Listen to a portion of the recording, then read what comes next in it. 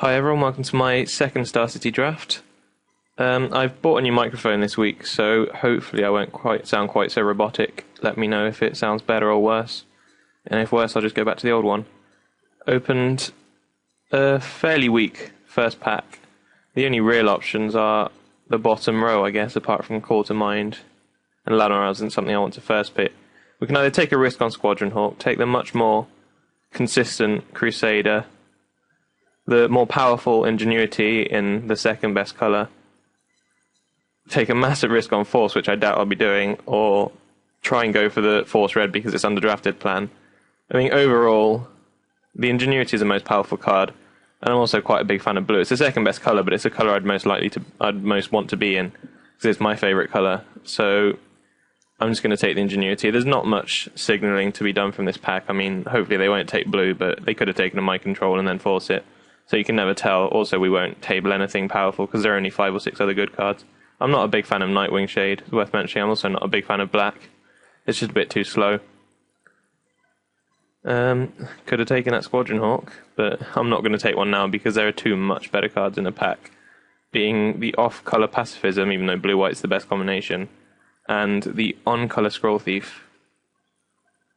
Pacifism is better, but the Scroll Thief would let us keep forcing blue.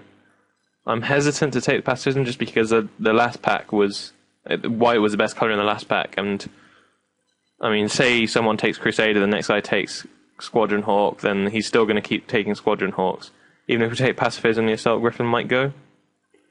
I'm not going to take Crystal Ball at this moment because there's only one deck it's really good, which is the red-black deck with a bunch of cheap removal. So what I'm going to do is take the Scroll Thief and hope I don't come to regret it. Not a whole lot here. I mean, the only thing we can gain from this is that green is probably open. Silver Ranger and Acidic Slime are the only real picks. I like Silver Ranger over Birds in terms of colour fixing, even though it doesn't ramp, it's card advantage. If they kill it, you don't care, and it trades with Elite Vanguards and stuff, which is often relevant. However, Acidic Slime's just a lot more powerful, especially in green-blue, where you can grind them out with card advantage. Yeah, I'm going to take the Acidic Slime.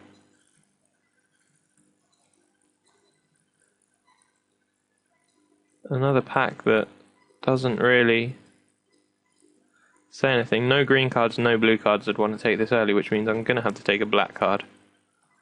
The only trouble is, none of them are splashable. The options, real options, Sign and Blood, Quag Sickness. If I abandon green, then Quad Sickness would probably be better because the blue-black deck wants removal more than it wants card advantage because the card advantage is provided by the blue. Quag Sickness is also good with Scroll Thief, and I've already got the card draw. So, I mean, the chance of me going green-black are lower because I'd want to play my blue cards if possible, and I've tried to cut blue in the first 2 packs. So I'm going to go for the Quag Sickness. I think that I don't think one of them is particularly better than the other. It's just that with view of what we're drafting, the Quag Sickness is better. And I guess we get Sign in Blood anyway. I do like Giant Spider, and we might have to go into green after all, because blue is completely dried up. It looks like blue's not coming. And although I like Giant Spider, I also like Sign in Blood. Well, having said that, I mean, if I take the Giant Spider, I've basically cemented myself in green. And I've abandoned either Quag Sickness or these 2. If I take Sign in Blood, I've only really abandoned Acidic Slime or one of these 2. I suppose it's about the same either way. I'm going to take the Sign in Blood because I like drawing cards. I'm not sure what the right pick is there. And it looks like we're going to have to abandon blue. I really like Elvish Archdruid, especially when I've got something that's much better on turn 4 than it is turn 5. It's turn 4 on the play, destroying their land is actually relevant. So yeah. If we get a couple of Cultivates, we can actually end up splashing the Jason Ingenuity, although it is unlikely. And something to offset the life loss from Sign in Blood. I like this more than Yavimaya Worm by quite a bit. Stops you losing to 2 drops. I guess bad removal. Brindle Ball.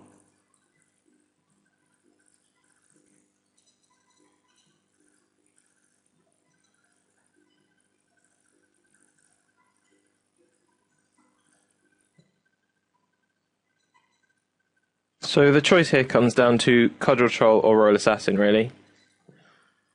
Overall, I think the Royal Assassin is a slightly more powerful card. Cudgel Troll will randomly get the decks with no removal, and Royal Assassin will randomly get the decks with all removal. So with some card advantage already, we're not too bothered about the decks with removal, so I'm going to take the Royal Assassin. Yeah, I see no reason to not just keep taking Sign in Blood. It looks like we're going to be in a heavier black than green, or blue, in fact. We might not necessarily play green, because our blue and green are about equally powered. So I think the best idea to go with is just to keep taking heavier black cards.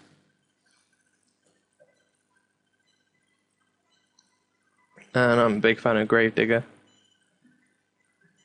especially against the decks that have only a couple of ways of dealing with Royal Assassin. I guess the guys to our left didn't go in white because there are a couple of quite good white cards here. I don't really like either of these, but I know people do.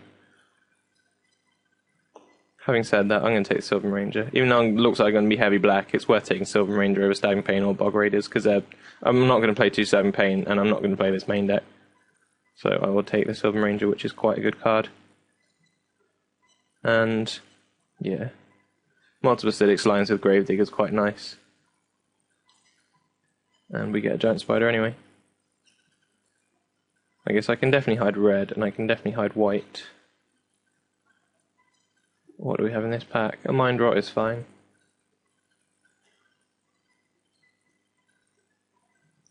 Don't really need Terramorphic Expanse at this stage, and we might get a Reassembling Skeleton, in which case this guy gets really good. At the moment he's really bad in my deck, but I don't think it's worth risking passing him for a Terramorphic Expanse.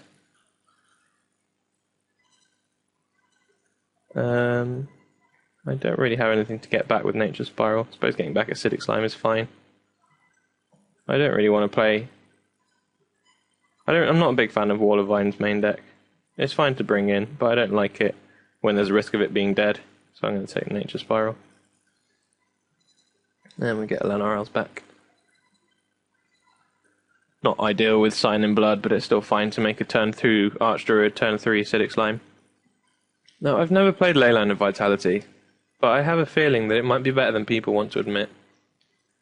Because the life gain on its own is irrelevant, and the pumping toughness on its own is probably irrelevant. But I mean, the two combined, you get a reasonable effect for 0 mana in your starting hand. And I doubt I'll play any of the other cards, so good to have at least one fog against Overwhelming Stampede. And that's my second Relentless Wraps, so something to keep in mind for the third pack. Annoyingly, Magic Online doesn't let you show a specific card without showing everything else, so I can't bring back the Relentless Rats. I think it's also worth hiding the blue cards at this stage. Yeah, a couple of black cards I want, but neither of them are anywhere near as good as Sword of Vengeance. This is really good on Acidic Slime, it's worth noticing. Or anything with Death Touch. We might even wheel this Basilisk because it's a reasonably good pack. There are 1, 2, 3, 4, 5, 6, 7, 8 playable cards. And Basilisk is really underrated. I really like this card. But if there are not many other green drafters, we might get it back. And there's not much better than Doomblade. Now, the options here are Lightning Bolt with only one way of splashing it, or a card that will allow us to splash something, but which involves passing the splashable card. At this stage, considering my deck, I don't particularly need Sylvan Rangers. I've already got Sign in Bloods and Sylvan Ranger for card advantage, as well as Gravedigger and Acidic Slime. So I'm not in dire need of Sylvan Ranger. So I think it's better to take the card that I might splash and hope that I get past a Cultivate or another Sylvan Ranger, or even a Terramorphic Expanse.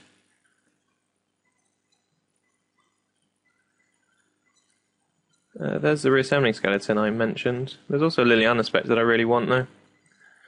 I'm not sure if it's worth taking Skeleton with only one thing that combos with it. Then again, I guess Bloodthrowing Vampire. Skeleton's fine by itself, and I guess Bloodthrowing Vampire's fine with Sylvan Ranger, Gravedigger, Slimes. They've already got value when they've been played. Also Lanorels. Yeah, I'll take the Skeleton. I do really like the Spectre though. Some pretty good packs here. Surprised to see a Cyclops Gladiator this late. You'd think there'd been a red drafter in the first 4 picks, but apparently not. I mean, this guy is just a massive bomb, and I don't really have that many ways of dealing with him, which makes me want to take Assassinate. I just looked at my deck, and I've only got 2 hard removal. One of them is Quag Sickness. I don't even know if that counts. So Royal Assassin kind of deals with Gladiator once he's eaten it. So yeah, I'll take the Assassinate. I don't really like Assassinate because it's too defensive, but my deck isn't very aggressive, so that's fine. And it's good to have, I suppose. I was going to say it's good to have at least 1 Naturalized, but I've got 2 Acidic Slime. But then there's not much else in here anyway. I get Spectre. That's good. And I guess hate the Phantom Beast. It's reasonable against me because I have no ways of dealing with it easily, apart from Royal Assassin, which applies to any creature. I did table the Basilisk. Like I said, it's underrated. And yeah, not going to complain about that. You got a Giant Spider too. That's nice.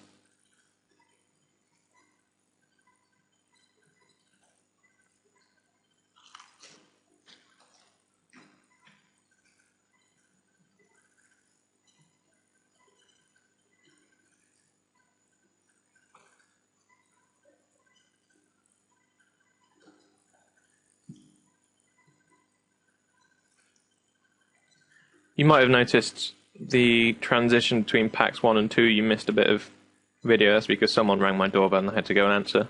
So apologies for that. You only missed the last few picks of pack 1. So it wasn't a huge loss. It was also somebody trying to sell me something if you're interested in what the doorbell was. So yeah, we'll add all the obvious includes and we'll see how many playables we've got. 21. Not ideal. Oh no, Sword of Vengeance, obviously. So 22. We don't want to run 22 lands because we've got multiple Sign in Blood as well as 2 mana guys. 3 mana guys if you include this, but... So, the options, I guess, are Splash Lightning Bolt. Not going to play Naturalize. Duress, which is fine. Stabbing Pain, which is fine to have 1 main deck. Yeah, I don't really want to Splash Lightning Bolt unless I face against a deck where I need a lot of solid early removal. I don't want to splash it because I've got so much double black, as well as having a bit of fixing green and some double green mid to late. So I'm not going to splash a Lightning Bolt. Duress is a card I can bring in against decks. It's good against. And Stabbing Pain is usually good. Most decks usually have 1 target. Even decks like mine, the green decks will have a Lanoir Elves or something similar. And it is quite good against blue-white decks as well. Not a very nice picture though. So yeah, I will... Other relevant sideboard cards are Bog Raiders, another Stabbing Pain, Naturalize. If my opponent has Mind Control, even though I have 2 Acidic Slime, I'll probably still bring in a Naturalize just because I need to kill it. And they might wait for me to use my Acidic Slimes on a land or something. So yeah, I'm not going to play the Ley Line even though I said I might. I just don't have enough creatures really. And my creatures are mainly defensive anyway. That Acidic Slime doesn't need more toughness, Giant Spider doesn't need more toughness, Southern Ranger doesn't particularly need more toughness. It's probably better in a green-white deck where you've got a bunch of bears and your deck just gets stopped cold by a Giant Spider or something. Modo suggests 7 Forest 10 Swamp, and I think that's fine. Swamps are more relevant early on. The only things that Forests are relevant early on for are 3 cards. So yeah, that's absolutely fine. And I will submit and see you for round 1.